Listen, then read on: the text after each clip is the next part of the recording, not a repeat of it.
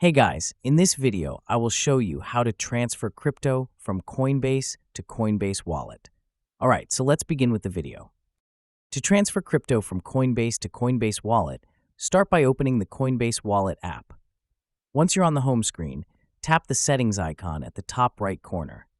Now scroll down and select the option that says Connect to Coinbase. After that, tap on Send or Transfer from Coinbase. This will automatically take you to the main Coinbase app or website, depending on your device.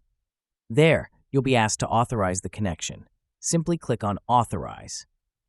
Once the authorization is complete, you will on this page. Here, tap on Add Crypto with Coinbase on Ramp, and you'll be taken to Coinbase's transfer page.